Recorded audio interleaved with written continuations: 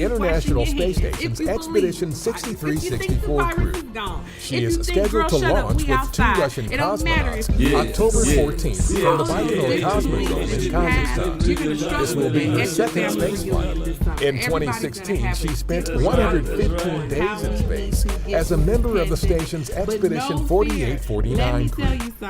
Our OSIRIS-REx spacecraft captured images seen in this mosaic during a reconnaissance pass over Osprey, the mission's backup sample collection site on asteroid Bennu. The spacecraft passed just 820 feet above the site, the closest from which Osprey has been imaged.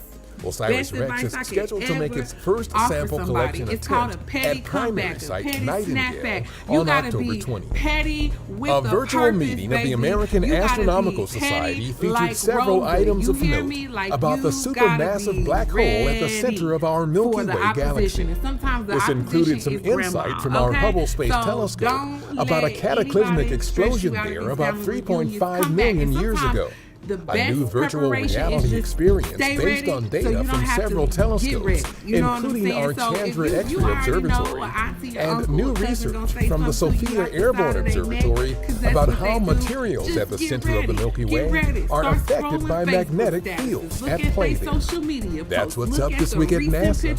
For more on these and other stories, follow us on the web at nasa.gov/20. Some of us, we grown, we in our 30s, late 20s, and we've been waiting. Because you know, every time you go to a family reunion and you try to have a snapback, they tell you to stay in a child's place. Well, tell them, baby, I got receipts, I got bills, okay? I got a whole lease in my name. So I'm not staying in a child's place. I'm staying in a registered voter's place, okay? Boom. Had to give me some water. All right. So let's get into these benefits of laughter, because laughter, like I said, is a very true, strong medicine. And I'm a very holistic person. I don't believe in popping pills for everything. I don't believe in trying to regulate this with that. I'm one of those people that believe get up every morning, pray, drink your room temperature water, and drink some apple cider vinegar, and you're going to be all right, okay? So I want to get into great things about laughter that have been official to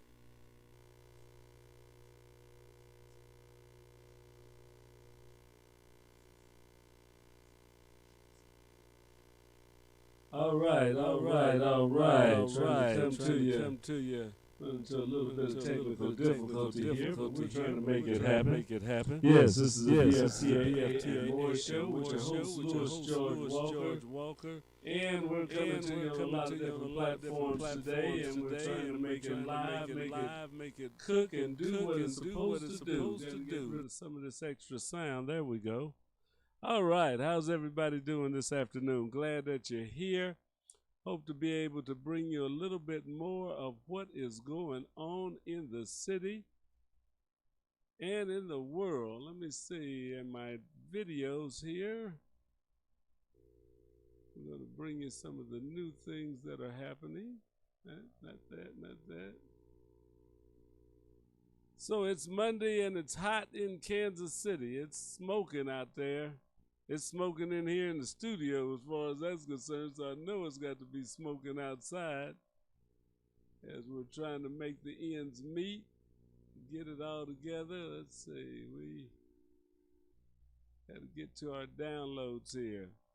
So we're a little bit of time. Things have been running a little bit different for me today, so I didn't get everything in the correct order the way I wanted to. And this happens from time to time, but I want to get up some of our latest information from the,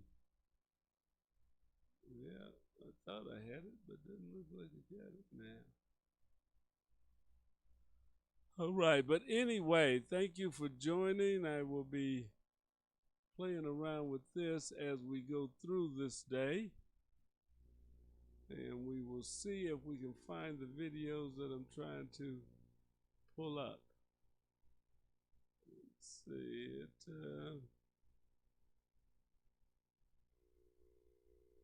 In HQ, yeah, there we go.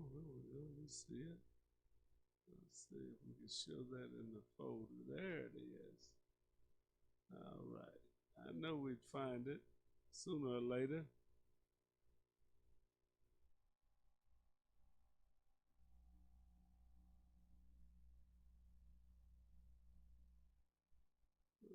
see.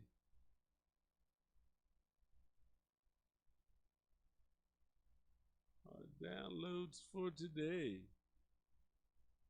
Yes. Kansas City, just bear with me for a minute. I'm going to give you a commercial break. Give me a chance to put this together, and I will be right back.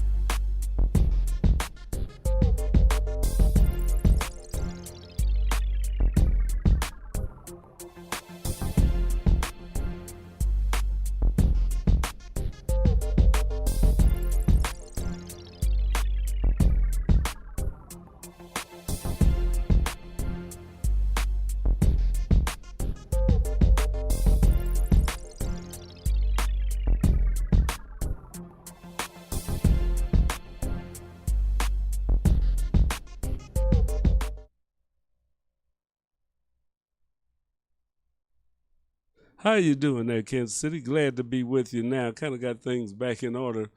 Was a little bit busy. We had some extra things going on around the studio today, so didn't get to set up quite like I wanted to before the show started. But thank you for being patient with me, and welcome to the BFTAA and More Show. I am your host, Louis George Walker.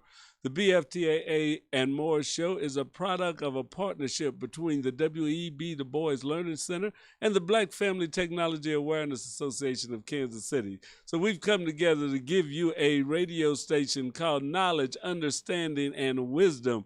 And this is it, KUAW. So we're glad that you're here. Hope that you joined in on this last show. It was kind of ran a little bit at a different time, but we had the Comedy Power Hour with Miss Janelle Banks. So she's been out of the studio since this coronavirus started, and we're looking to bring her back in next month. She does a monthly comedy show, gives you some updates. She's one of the top comics in the Kansas City area. So wanted to do her show. So we did it from 4 to 5, and that kind of threw us off because she's usually on from 3 to 4. So it made me have to juggle my show a little bit and not get some of the things set up that I wanted to get set up.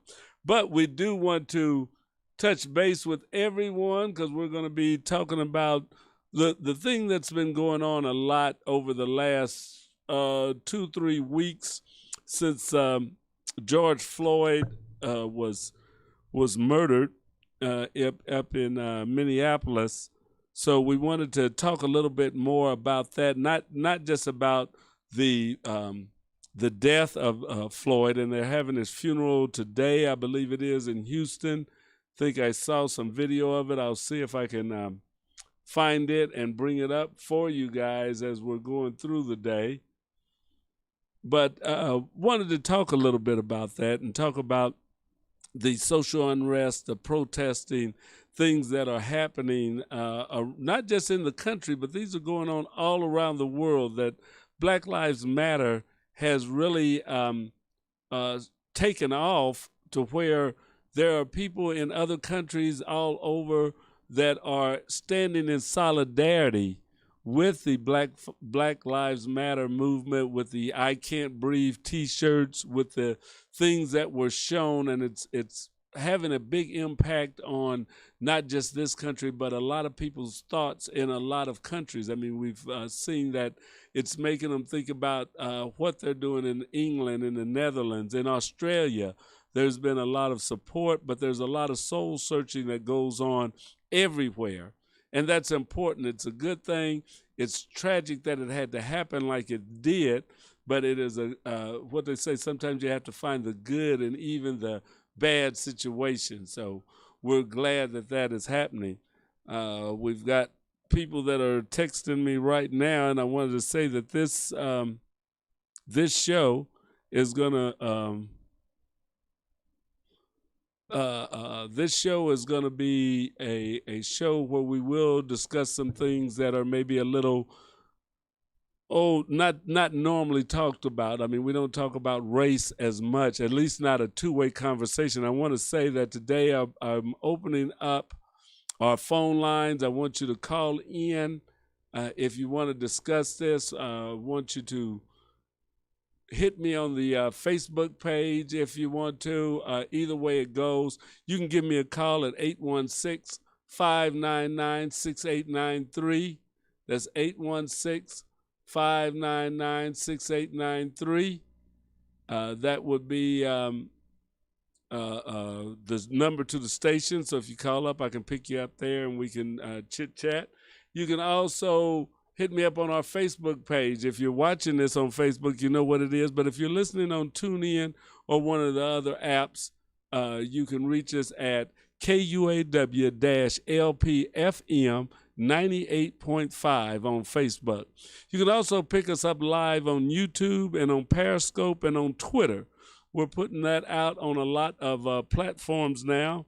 Matter of fact, I'll have to start the Periscope. One thing about Periscope, when I go to get to it, is that we have to log in and bring it up and start the live.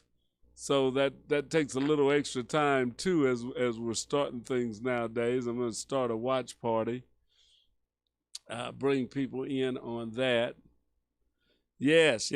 So we're just glad that people are joining us in a lot of different ways as we look at, let's see, this is my Periscope site.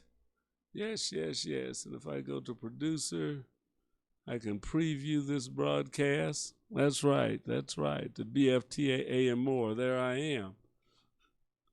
So it's always good. So yeah. So those of you that might be picking this up a little bit late because we started early, but now we're broadcasting. So we're on Twitter. If you go to KUAW and KUAW Radio on Twitter or on your Periscope link, you can pick us up. So tell your friends, if they're looking to find KUAW, that they can find us at a lot of different locations right now, that they can pick us up on YouTube, they can pick us up on Facebook, they can pick us up on Twitter, they can pick us up on Periscope. So there's a lot of different ways that you can listen to this broadcast and you can be a part of it. Now, right now, we're not able to see your comments on YouTube and Periscope as we're doing it live, but I know they have a feature that I'm getting ready to learn about and turn on so that you will be able to pick this show up, excuse me, pick us up, and we'll be able to interact with you back and forth as we go through a show. So yeah, welcome. Glad that you're here. Hope that you'll stay around, stick with us, and we'll talk about the George Floyd's death, but we'll also, what am I picking up? Okay, but we'll also talk about other things that are going on. Oh, okay, I'm coming in on my other laptop over there. I was trying to think I hear my voice and wondering where that's coming from, but that's the Periscope that we're monitoring over there. All right. So to all the family and friends, we're glad that you're here. And one thing that we always do every week on the Black Family Technology Awareness Association is show what's going on at NASA. And this is like any other week. We will do that again so that you can see the latest and greatest news coming from the people at the National Aeronautics and Space Administration. We want to take a second to congratulate all the graduates, all of those that have graduated that are out of school now. It's into June, so most of your commencements and graduation events have happened, but we still want to say congratulations to the class of 2020. Yes, you made it through it. We're glad that you did, and we hope that you're ready for the next phase in your life. That's right. So let's go on now and see what's going on at NASA, the National Aeronautics and Space Administration, and we'll see the latest news coming from there. Launching America on a commercial spacecraft, a NASA astronaut is headed back to the space station, and new close-up imagery of asteroid Bennu. A few of the stories to tell you about this week at NASA. A new era of American spaceflight got underway on May 30th with the historic launch of NASA's SpaceX Demo 2 test flight to the International Space Station from our Kennedy Space Center in Florida. Liftoff of the Falcon 9 and Crew Dragon. Go NASA, go SpaceX, Godspeed, Bob and Doug. Our Bob Behnken and Doug Hurley rode to orbit aboard SpaceX's Crew Dragon spacecraft, which the astronauts named Endeavour. It was the first launch of Americans on an American spacecraft from the U.S. in almost 9 years. Other firsts during the journey included the first on-orbit tour inside the Crew Dragon. I think I was requested to do a backflip. I'm going to kind of do a side spin, which is a little bit of a permutation on that request. The first in-flight maneuvering of the spacecraft by astronauts on board. It really worked out well and was a joy to fly. And I'm guessing it was the first time a space vehicle was flown with a touchscreen. And one of the crew's first views of Earth from Crew Dragon. Good morning, Dragon. We hope your evening aboard Endeavour was restful. The next day, several hours after the first crew wake-up call on Crew Dragon, Dragon's coming up on just 100 meters away from the space station. the spacecraft made its final approach to the station, docking at 10:16 a.m. Eastern Daylight Time while flying over the northern border of China and Mongolia. A few hours later, Hurley and Behnken were welcomed aboard the space station by fellow NASA astronaut Chris Cassidy and others on the station crew. We are so grateful for the service of not just our two astronauts that embarked on this mission, but the 100,000 plus people that participate in it in this mission. The astronauts are scheduled for an extended stay at the space station. The mission is an end-to-end test flight to eventually certify SpaceX for regular crew flights to the station as part of NASA's Commercial Crew Program.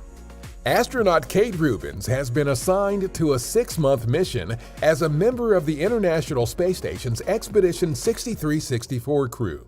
She is scheduled to launch with 2 Russian cosmonauts October 14th from the Baikonur Cosmodrome in Kazakhstan. This will be her second spaceflight. In 2016, she spent 115 days in space as a member of the station's Expedition 4849 crew. Our OSIRIS-REx spacecraft captured images seen in this mosaic during a reconnaissance pass over Osprey, the mission's backup sample collection site on asteroid Bennu. The spacecraft passed just 820 feet above the site, the closest from which Osprey has been imaged. OSIRIS-REx is scheduled to make its first sample collection attempt at primary site Nightingale on October 20th. A virtual meeting of the American Astronomical Society featured several items of note about the supermassive black hole at the center of our Milky Way galaxy. This included some insight from our Hubble Space Telescope about a cataclysmic explosion there about 3.5 million years ago. A new virtual reality experience based on data from several telescopes, including our Chandra X-ray Observatory, and new research from the Sophia Airborne Observatory about how materials at the center of the Milky Way are affected by magnetic fields at play there. That's what's up this week at NASA. For more on these and other stories, follow us on the web at nasa.gov/twan.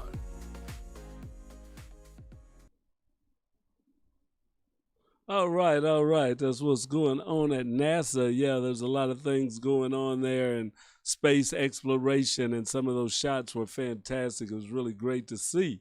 I tell you, for you young people, you graduates, and those that are getting ready to enter college, you know, if you want a field of exploration, man, getting one of those engineering or medical schools or something where you can get up onto the space station, I think that would be an exciting thing to do, very exciting thing to do. Wanted to say that thousands lined up today in the sweltering heat. On CBS News, they were showing George Floyd's funeral, at Houston's Fountain of Praise Church. So they're paying their respects to him right now. So that's going on. Also wanted to mention that Derek Chauvin, the officer who pinned Floyd down with his knee before his death, appeared in court on video link from jail where his bail was set at $1.25 million. So they have arrested, and I think they arrested the other officers that were involved. So all 4 officers that were on site when George Floyd was killed are now under charges, or have now been charged, or soon to be charged with charges ranging from manslaughter and up to second degree murder. So that is a big step. It doesn't, what do I want to say? It doesn't mean the end of the story, because they still have to go to trial. They still have to be tried. They still have to be found guilty by either a jury of their peers, or if they plead guilty, be sentenced by the judge in the case. So there's still a lot of things that are going to happen in that situation. So let's keep our eyes out. But as we do that, I wanted to talk about the Black Lives Matter movement. It's been going on for a few years.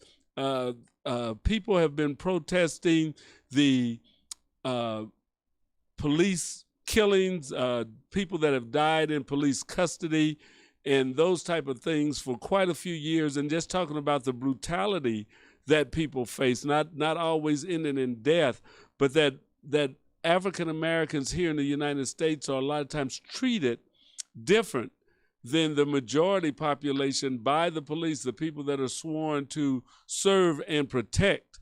And that is a thing that has been in this country for quite a few years. I mean, it's not something new that is happening. It is something that has been happening, probably, if not for sure, ever since there was African Americans in this country, that there has been a separate and not equal treatment of African Americans. Now that we're looking at it again, because this is not the first time. This is not the first time it has come up.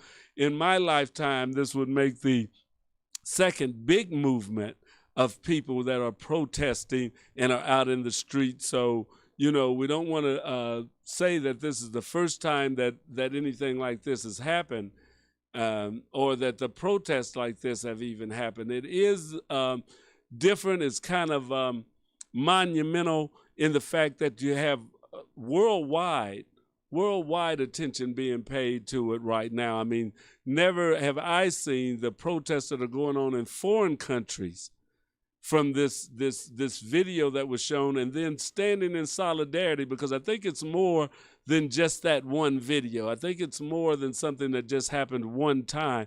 It's something that has been brewing, has been building. I mean, we had Ferguson, Missouri, where there Michael Brown. There's been other people, but never before had you have such a graphic video depiction that people were able to see and identify with. Yes, African Americans have been saying that they've suffered under the police brutality and misconduct before, but never before has it been seen at such a level.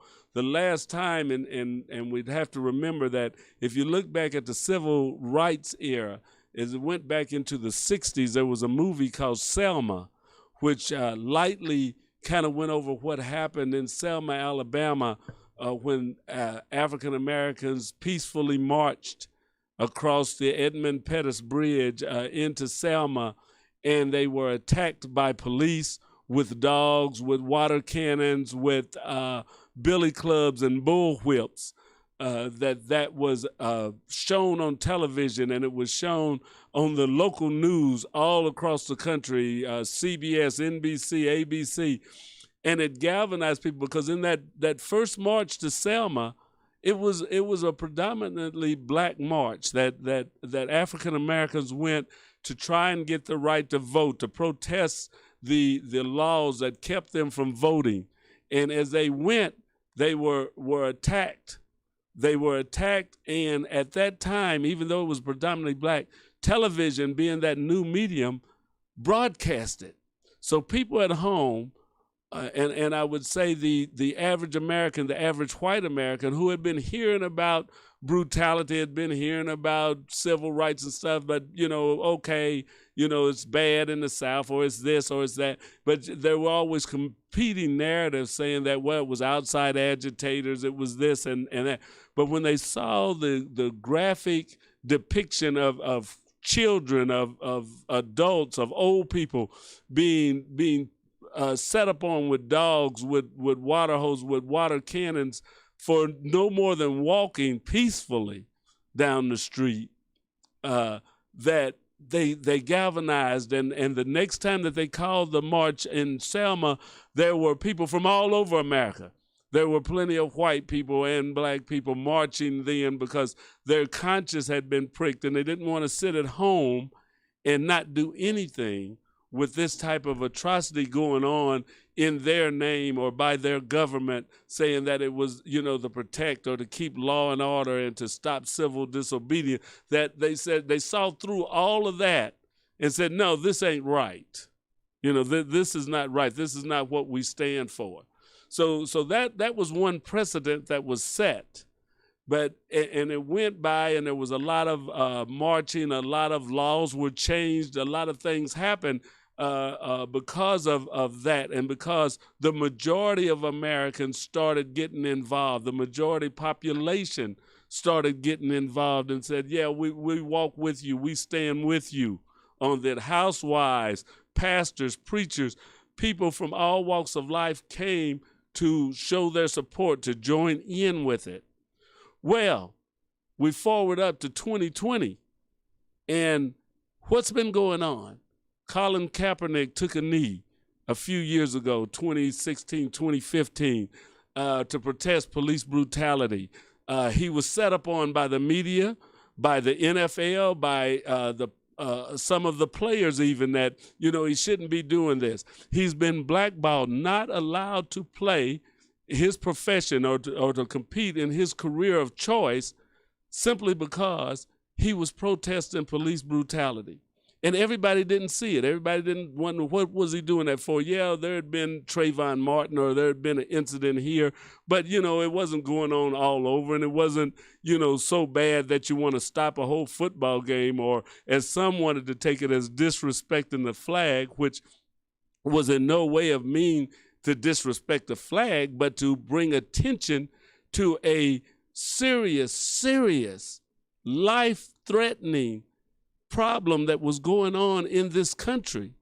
That's what it was all about.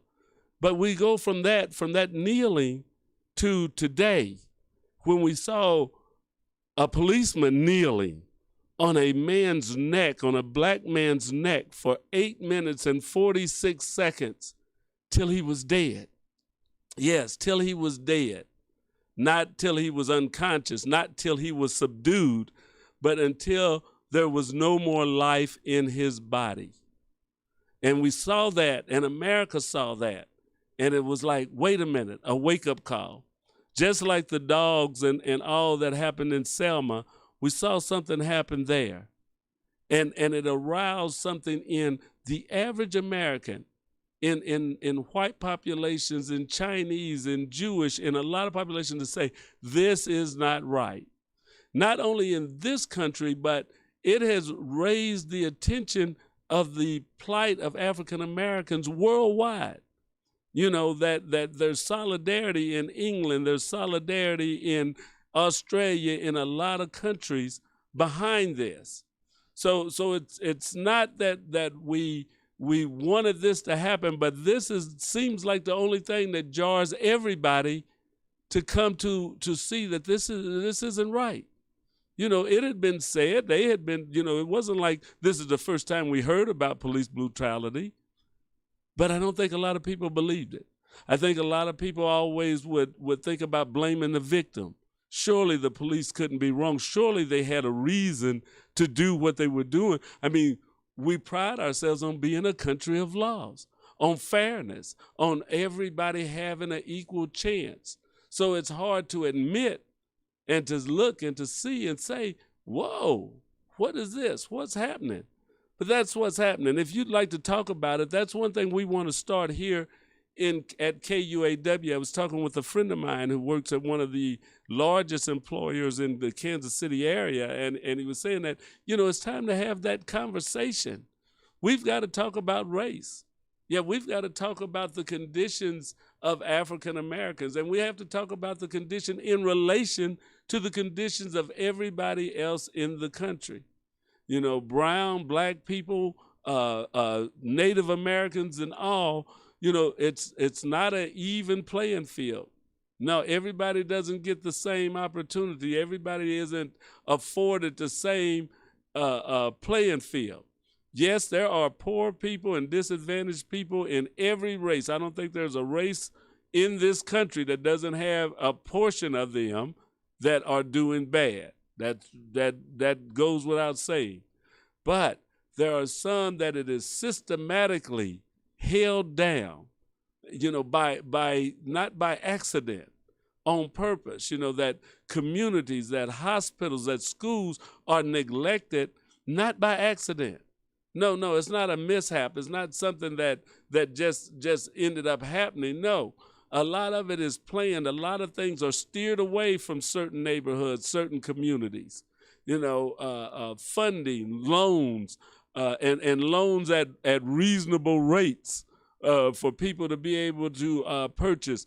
A lot of things that make it difficult for people to get ahead, for people to move out of one economic strata to the next economic strata. Not to say there hasn't been progress, not to say that everyone is living in a bad light, but if you look at the data, it says, wait a minute, there's something else happening here. There's something else happening when 14% of the population in a given city or state ends up being 46% of the people incarcerated. There's something different. There's something going on when you say that there's one group of people who are more susceptible to dying from COVID infection than others, or that are not given as many tests as others when they show up with the symptoms. When they are told to go home, when it's just a cold, when somebody else will get a battery of tests run. When they say that there's preconditions that happen, it brings it on, that African Americans are overweight, as our Surgeon General said, they smoke and they drink. Well, there's a lot of other people that smoke and drink, a lot of people in America that are overweight. So that I don't think that totally answers the question. And then you say, well, okay, what brings about the overweight? What brings about the poor eating habits and conditions? What is that all a symptom of? Because we look at all the symptoms, all the signs, but we don't never look at the underlying causes or the reasons thereof. And that's something that we have to start looking at, and that's something that we have to start talking about. That's something as African Americans, as all Americans, we should say shouldn't happen in America. And it's not just economic. It's not just about money. As if money could buy you happiness, if money could buy you equality, there'd be more of us on an equal footing. It's not about money. It's about a mindset. It's not necessarily something that can be legislated away. Yes, we want to change certain laws. We want to change certain structures and stuff. But a lot of it is in the hearts and minds of the people. Yes, it's in the hearts and minds of the people. So we can have more legislation. We can start a lot more programs. But if we don't start talking to each other, if we don't start sharing and feeling for one another, having some empathy back and forth, all the laws, all the money, all the police in the world are not going to make it right. We have a president that wants more law and order. That will straighten things out, or we can talk about the conditions and stuff later if we just have law and order in the city. But you weren't talking about it before this happened. So what would make you think you're going to start talking about it just because there's law and order? No, it wasn't even a conversation for most people. You know, the black deaths and the brutality in the hands of the police and from the COVID virus were small back page things. They weren't front page, front and center. So to say that, okay, with law and order, that you will talk or that you will listen, please. Not that that excuses lawlessness, but lawlessness was not what the protesters were out there about. It was not about that. And if that's all that you keyed upon, then you missed a big part of the protest, and the protesters have to stay out there so that we get it, that we hear what they are talking about. Yes, there was some looting. There was some bad things going on. We don't know what the root cause of that was. And sometimes I personally don't always know if it were the protesters that do it. Sometimes you have outside groups. If you check out the COINTELPRO from our own Federal Bureau of Investigations program, that they would try to cause unrest within the communities, within an organization, that you can have agent provocateurs that will start things. You can have people on the outside that just want to make sure that this doesn't get the airplay that it should. You know, that we want to make it have some trouble in it. But, you know, I have to say my hat's off to a lot of the young people that are out there today, because they're not being dissuaded. They're still saying that we have a right to be out here. We have a right to protest, and that you should listen to us. And they're saying it in the thousands and the hundreds of thousands in cities, in nations around the world. So no, don't throw it out as just a law and order thing or just a looting thing. No, that's just one little symptom from a protest. But what is the protest movement about? What is Black Lives Matter really about? How do we really stop police brutality? And we can't do it with the Band-Aids that we've been doing it. So we want to start this conversation, and this isn't the only show that's going to be talking about it. We want to start this more on KUAW radio. We want to invite you, if you have some ideas, if you would like to help us get this conversation going between all the races, between all the generations, to be able to start talking about a problem that we kind of sweep under the rug, that, you know, even as African Americans, we don't always feel comfortable talking to other African Americans, and definitely not to white people, about what's going on in terms of race, you know, in terms of our conditions and the way people are being treated. So let's see about doing that. You can contact us. You can email us at kuaw985@gmail.com.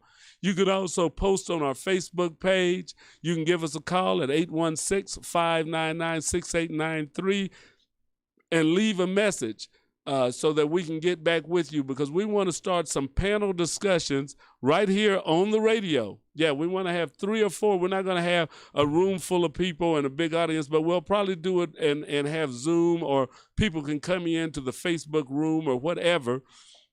We want to have interactive conversations, but we want to have some discussions about race. Yesterday afternoon on our Purpose, Passion, and Power show with Jessica McKellen, they had a great discussion, and she had ladies that were talking race. You know, there were 2 white women and 2 black women, and there was a talk about race. There was a talk about the things going on out here, the conditions and stuff. And we don't want that to be a one-off. We want to have more of that. So we're going to have more conversations where we're going to talk about race, where we're going to discuss the African American, but it would be no good if we don't hear from a different point of view. So we want to have Hispanics, we want to have some Native Americans, we want to have white people, we want Jewish people, we want all people in Kansas City to be on this radio show. And it's not going to be just one show. So I'm working with a good friend of mine to start lining this up and coming up with specific questions that we want.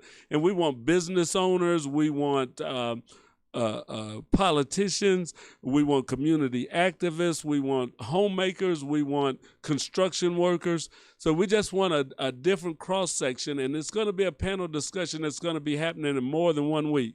So if you're a pastor, if you're part of an organization, if you're a protester, if you're a community activist, get in touch with us here at KUAW Radio so we can line you up. We're going to be putting out a call for the different people that want to be on the show so that we can start scheduling people, and they won't just be on my show, although I will probably do some on the BFTAA and more show. But we have a lot of shows that go on through the week. I know Tyrone Gathers with Source of the Inkwell and Lene Gray and T-Baby even. We may have different guests that will appear on different shows that we can talk about this issue.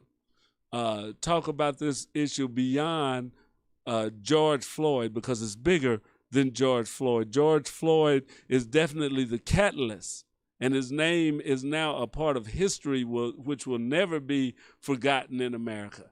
This is a time now that his name has been etched in the American psyche, and I dare say that it will be there in history books in just a year or two, that you'll be reading about him in schools, that they will be discussing this and the ramifications thereof in college courses.